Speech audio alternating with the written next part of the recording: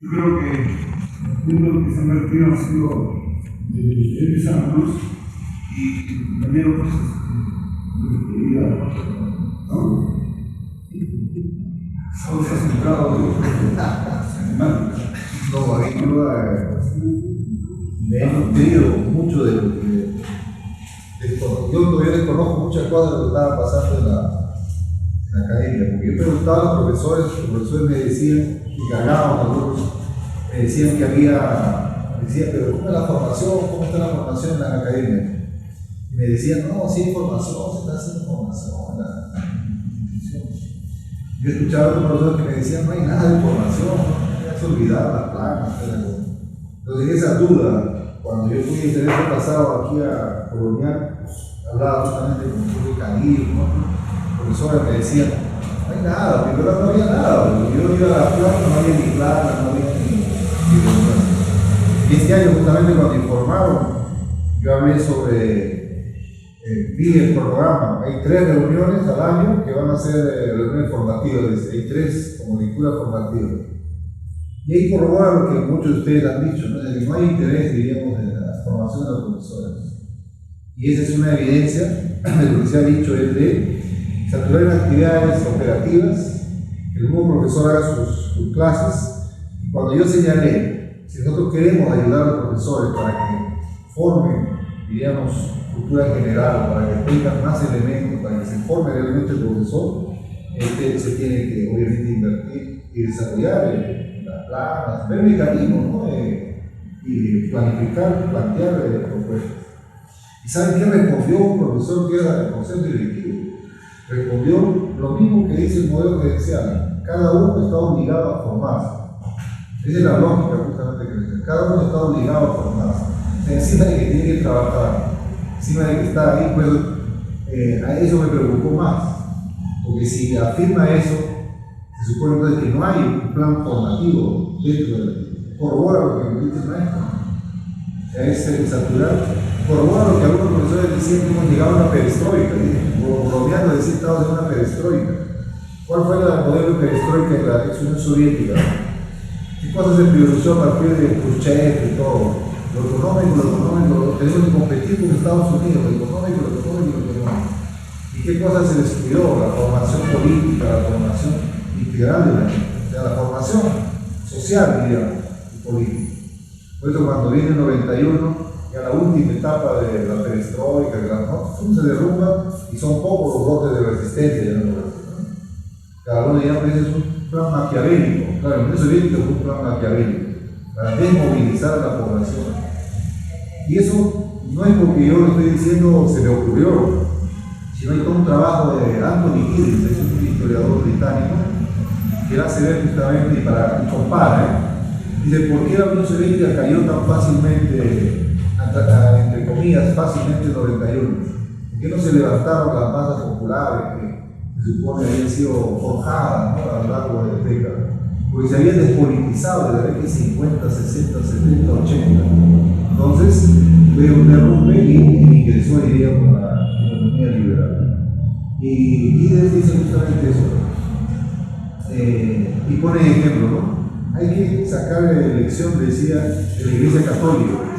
La Iglesia Católica 2000 años subsiste. ¿Por qué subsiste 2000 años y sigue vigente? Porque ellos, como dicen, mañana, tarde y noche hacen sus misas, mañana y tarde y noche reforman sus perspectivas doctrinarias y están en permanente, diríamos, labor, diríamos, formativa para ellos. Entonces a mí me parece eso que es una cosa que preocupa. Yo también estoy de acuerdo con lo que se ha manifestado. O sea, hacer o tener un segundo curso no me parece mal. 1, 2, 3 cursos. En la época del Renacimiento, ¿no? Los renacentistas, humanistas eran inventores, física, química, de todo. Una persona cuando tiene un mayor marco cultural, filosófico, político, es el ideal, diríamos, de la formación omnilateral del ser humano. Eso debe apuntar. Saber de matemáticas, de física, química, ¿no? Y eso antes se intentó hacer, pero hubo ciertos problemas. Porque en una época en el Vallejo se dictaba el curso de cultura general, que era, cultura general no era muy fuerte. Entonces ahí dictaba, yo no me acuerdo, yo cité también, como 8 profesores dictaban.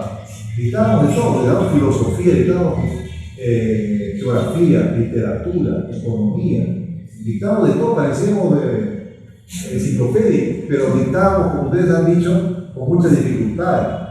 El mismo ejemplo lo repetíamos todos. Me acuerdo de Goodrich. Goodrich nos hacía la clase de lengua y literatura. Decía: el perro de mi tía mordió a mi tío. Todo el mismo ejemplo: el perro de mi tía mordió a mi tío. Pero obviamente, como ustedes han dicho, la profundidad no iba a ser igual, no era igual.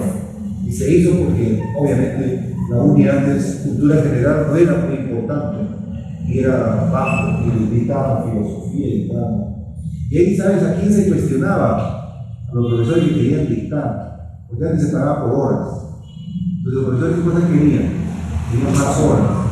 Y hay dos casos anecdóticos, dos profesores que me llamaban con ese ejemplo de mercenario, porque tú cuanto más dictas, más horas tienes y más ingresos. Entonces los profesores se metían ahí a dictar.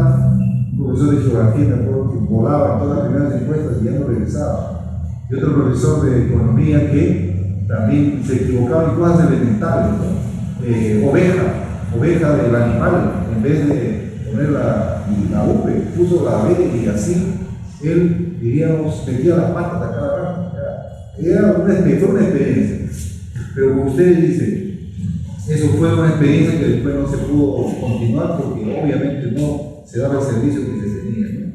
Entonces, yo estoy de acuerdo con lo que han mencionado, más de dos profesores han mencionado, tres profesores han mencionado, de que el problema no es dictar o no tener conocimiento de profundo, el problema es dictar, porque dictar y el servicio ya es distinto. Y el conocimiento no se adquiere, diríamos, la experiencia viene de nosotros y de lo que se ve, por una regla general. Primer, segundo año, uno recién está, diríamos, conociendo a usted, un esquema repite. A partir del tercer, cuarto año ya se va consolidando. Y el quinto año, sexto año, ya diríamos es un profesor que ya puede manejar con mayor solidez un curso, ¿no? O una materia. Aquí obviamente se ha hecho una situación, y corroboro o reitero lo que yo he señalado. En la medida no ha sido, diríamos, que se debe la cultura general, que sirva, ¿no? Y yo también hace mucho tiempo decía que esto, miren, si se hubiera hecho voluntario, tal vez hubiera sido menos evidente ese economicismo que estaba atrás de eso. ¿Por qué se hizo obligatorio para todos con un plan? Porque el 17 todos tenían que dictar dos cursos y todos tenían que dictar todos los ciclos. Así está el plan. ¿Por qué esa desesperación? Porque detrás de eso hay un objetivo economicista, no un objetivo de que conozcan. Creo que cada uno, cuando ha dictado otros cursos, se ha nutrido, es innegable que tú te nutres. Si ligas economía, ligas historias, magnífico, ligas con la filosofía, mejor todavía. Pero de ahí a dictar ya es un proceso. Si se hubiera querido formar profesores que dicten dos cursos, se hubiera generado todo un equipo para que, diríamos, contribuya a la formación de los profesores. Pero por lo que se ha visto, esto no ha sido así. Y lo que se ha señalado aquí, que ahora están ya aceptando de que va a ser voluntario, de que no va a ser opcional, sobre todo con algunos prerequisitos. Pero creo que ya esto se tiene que hacer más independiente, ¿no? O sea, más, inclusive los que han ingresado nuevos, que necesitan más bien fortalecer el curso nuevo, como se ha dicho acá. Y a ellos no estarían en los opcionales, entonces estarían siguiendo con diríamos, la carga pesada de preparar otro curso y de hacer pues, una vida externa, ¿no? Otra de las cosas que yo quería preguntar es que cuando han mencionado cómo rebatir, diríamos, pedagógicamente, cómo rebatir, al inicio no se ha dicho, qué posición plantear a nivel de economicismo. Ahí yo creo que hay que comenzar a discutir más de los modelos organizacionales que han estado implementándose en el país y en la educación, ¿no? Y ojo que no hay que tomarlo como si fueran naturales, o sea, es también antinatural lo que se está aplicando, porque la educación tiene en ninguna parte del mundo, diríamos más o menos, estado de bienestar ni capitalista, ni lo que puede ser Cuba, considerado socialista todavía. En ningún país, miren, que busque desarrollarse como país, hacen, diríamos, de la educación solo, diríamos, beneficio economicista, económico, ¿no? Pero en Alemania la educación es pública generalmente. En Finlandia la educación es pública. Y es, diríamos, un bien social, es un bien social común. Entonces, en el bien social común se le tienen que dar las condiciones a los profesores para que den un buen servicio, diríamos, con las mejores condiciones, ¿no?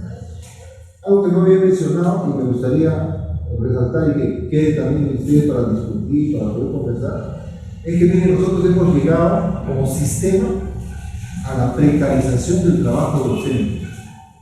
Y los docentes hemos tenido poca capacidad de responder. No lo digo aquí en la institución, ¿no? Lo digo en el colegio público, lo digo en todas las instituciones. O sea, se ha naturalizado la precarización del trabajo, no solo del docente, sino de todo en general. Se ha precarizado el trabajo, diríamos, en estos tiempos. Por eso ustedes pregunten a cualquiera, un profesor que hace 50 años o hace 60 años trabajaba en un colegio, solo trabajando en un colegio podía mantener a su familia, o trabajando en una institución educativa. Actualmente trabaja en 2 o 3 sitios y todavía con eso no puede mantener a la familia. O sea, la lógica, diríamos, es al revés. Cuanto más se desarrolla la sociedad, diríamos, mejores condiciones debemos tener. En la lógica neoliberal es al revés. Cuanto más se desarrolla la sociedad, más nosotros nos estamos precarizando como trabajadores, como seres humanos. Ahí viene el mercado, viene el consumo. Obviamente, ¿cómo contrarrestar eso? Me parece que es todo un reto para plantear colectivamente también propuestas alternativas. Y otra vez volver a lo colectivo. Los colectivos docentes deben ser un ente, digamos, fundamental. Y volver que las instituciones educativas lo principal sean los profesores, las condiciones laborales de los profesores y la perspectiva que ellos también planteen. En esa lógica de quien manda y quien ejecuta, obviamente se debe revertir esa situación y en eso se va a ganar, diríamos, lo que va a ser la lucha contra la precarización del trabajo docente. Realmente, miren, cuando uno compara con Chile o con Brasil, Argentina, en el Brasil, miren, los profesores, hay mucha diversidad, no se puede decir que están en promedio, el promedio está muy elevado, pero un profesor de escuela básica, miren, trabaja 4 o 5 horas y tiene condiciones laborales de derechos ganados y diríamos, ellos cuando vienen al Perú dicen que han dicho que el Perú se ha destrozado totalmente los derechos sociales y laborales. O sea, cuando ustedes tienen mecanismos de comparación, es abismal lo que hemos perdido nosotros. Y se ha naturalizado que nosotros ya trabajar en 2 o 3 sitios como normal. Esa también fue otra medida que se tomó por la franja. La franja, ¿qué cosa? También se argumentó dentro de la lógica, ¿no? Claro, yo políticamente también participé y estuvimos peleando y éramos cada vez menos los que teníamos, discutíamos para buscar, digamos, una perspectiva más socializadora. ¿Sí? Cada vez éramos menos y lo que más imponían era lo administrativo y económico. Decía la franja, que para qué decía la franja, para que el profesor pudiera trabajar por sitio. O sea, no para que con estas franjas puedan mantenerse de manera, porque Vallejo, miren, esa es una contradicción que la institución no lo ha sabido solucionar. Porque miren, un profesor cuando dictaba acá, en promedio, aquí están los profes antiguos también, ganaba 4.000, 4.500, a veces ganaba más que me encargaba. Un profesor que dictaba en bloques de química y física sobre todo, porque dictaban 470 horas, 160 horas, y a veces a un encargado se le pagaba 140 horas, o 150 horas, de acuerdo a una tabla. Había muchos profesores que ganaban más. ¿Qué pasó con la franja? Con la franja casi disminuyeron a la mitad su sueldo. Pero la institución también, ¿por qué fue acogió, diríamos, a la persona? Porque se le reconocía, diríamos, de manera más o menos adecuada en el contexto. Un profesor en la academia ganaba más que un profesor universitario en la institución. Claro, pero trabajaba todo el día, pues no trabajaba 5 horas seguidas necesariamente, había horas, pero ganaba más. Por la formalización se bajó. Esa contradicción no se supo solucionar. Y la solución, ¿cuál fue? Que vaya a trabajar a otro sitio. ¿Y qué cosa? Se precariza, trabaja acá, se precariza en otro lado, y viene como el profesor taxi le llaman, en todas las investigaciones le llaman profesor taxi. Porque el profesor paga de taxi en taxi para ir de lugar en lugar para trabajar. Ya, pero ¿qué alternativa podríamos plantear a eso?